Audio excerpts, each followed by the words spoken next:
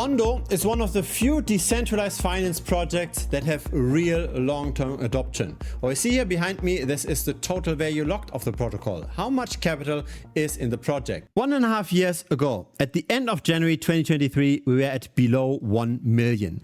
Now we are close to $1.4 billion. When we see a chart like this, we should assume that the token price also goes sky high. But that's not necessarily the case, because even though there is more and more capital in the project, there's also more and more tokens that get issued.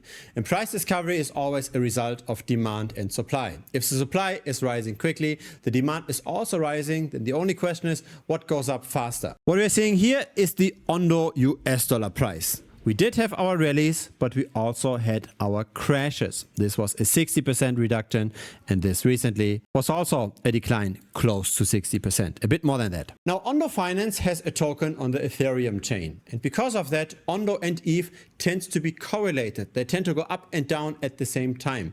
So if you buy Ondo, do we actually outperform buying and holding Ethereum? We answer that question over here. How does Ondo Finance compare to Ethereum? And the long-term chart is positive. And for the last 1.5 years, we tended to trade in a range. And we are currently at the lower end of that range with a potential upside of close to 100%. And so that's the obvious trade, right? The potential risk of maybe falling by 5% versus the potential reward of almost doubling the capital, at least relative to Ethereum. What's interesting though is that Ondo Finance has evolved and that it's not anymore a trending token on the chain. If you look at the trending tokens on the Ethereum chain, we order this by the liquidity pool size. We do not find Ondo here anymore. In the last 24 hours, we only saw 112 wallets that interacted with the token.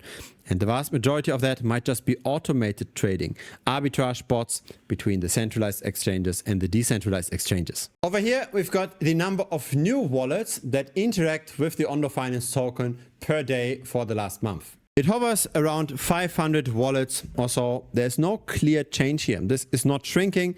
This is not growing. Over the very long term though, right? This chart now starts in April of 2022. We do see much more trading activity. This is now the number of buyers and sellers over time. And so here are the encouraging charts. Because yes, the tokenomics are aggressive. Yes, the supply grows very quickly, but the number of investors over time tends to also grow. On the left side, we see the number of wallets that have at least 1,000 Ondo tokens. In the middle, it's 10,000 Ondo tokens. On the right, it's 100,000 Ondo tokens. The number of circulating Ondo tokens has more than doubled from December 2024 to January of 2025. But relatively speaking, the growth in the future won't be as aggressive anymore. It's just an absolute number of tokens that we are stepping up. So relative to the existing base, the growth of newly issued Ondo tokens isn't that problematic anymore. It was problematic over here, and that's what's causing those declines. But the selling pressure, relatively speaking, will be less severe in the future. And then the question is, will the number of new investors also slow down?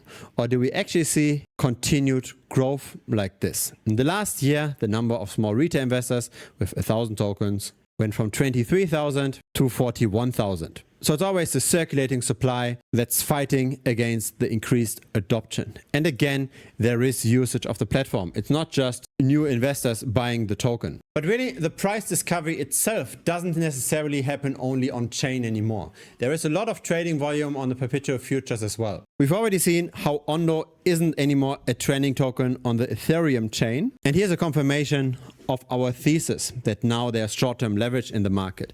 We've got 8 million of trading volume on the spot market in the last 24 hours. That's on Binance. On the perpetual futures market though, we saw 56 million of trading volume. So this is really where now the price discovery happens. Most investors in Ondo tend to bet on rising prices most of the time. The funding rate is positive, so the longs have to pay the shorts in order to get more exposure to the price development. And there's clearly a correlation between the open interest, so the amount of bets on the price, and the spot price itself. We are not particularly high in the open interest, so we could potentially see an expansion in the open interest. Right now, though, it seems like most people are still sleeping on that opportunity. It's not like a lot of people are currently out betting the pessimists, despite the technical analysis looking quite enticing. Most of the time, the longs get liquidated, not the shorts. So there will be continued volatility. But again, it doesn't seem like the asset is particularly heated right now. We always want to buy when there is little attention. We always want to buy when we are at the lower end of the trading range. And Ondo Finance seems to be exactly at that point. Have a look at this. In the last year, Bitcoin went up by more than 70%, roughly 75%. But in the same time period, most altcoins, especially the smaller ones, tended to go down. So how many of those smaller altcoins actually made those 75%? It's 1, 2, 3, 4, 5. We've got 5 outperformers and 95 underperformers. And I think this is an opportunity. Most altcoins underperform Bitcoin most of the time because of token inflation. The team tends to cash out over time. Early investors tend to cash out over time. There is a growing supply with all of those vesting unlocks, and that then leads to long-term underperformance of most altcoins. And so that's how I'm currently making most of my money. This is how the community is currently making most of its money. So this is a chat where our members share their wins. We are betting on weak altcoins and we manage our risk, of course, in the process to outperform buying and holding Bitcoin. I've actually measured this for my own portfolio for the last 4 years. Had I just dollar cost averaged into Bitcoin, I would have gotten this light gray line in return.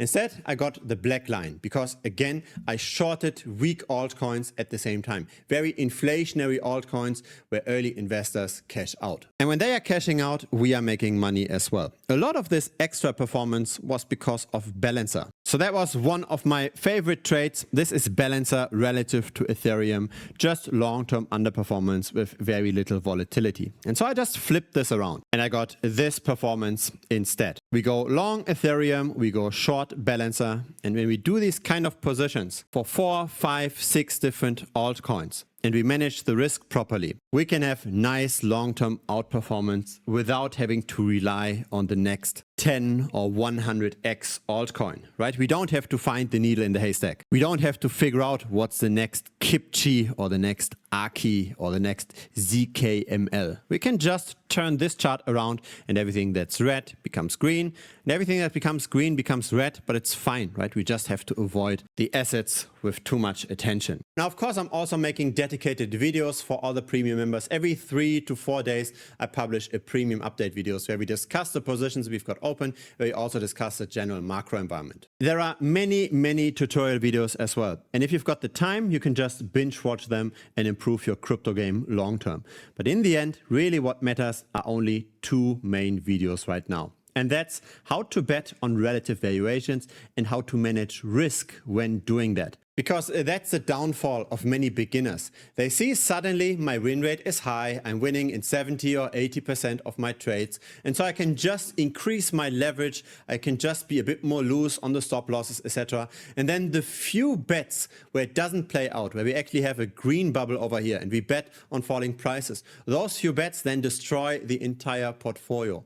So risk management is incredibly important. If you're winning 80% of the time, but in the other 20% you're losing everything, you haven't won at all. It's not a sexy topic, but please, before you start doing any of this, watch this video first. Risk management with relative valuation bets. It's 28 minutes. So feel free to join us. It's currently $125 per month. If you sign up for the yearly subscription, we can also have a one-on-one talk. So in case you want to discuss your entire portfolio, crypto, but also outside of crypto, then we can do this for 60 minutes in Zoom. We just then schedule an appointment. So that's over here. Right, you're just toggling, you get to the yearly subscription. You're also saving $250 in the process. A link to the premium website should appear directly here on screen. Just click on that, it will lead you to the website. If it's your very first time here, feel free to subscribe. I publish this regularly. A like would be very much appreciated as well. It helps the channel grow. See you next time on YouTube or see you in premium. Cheers!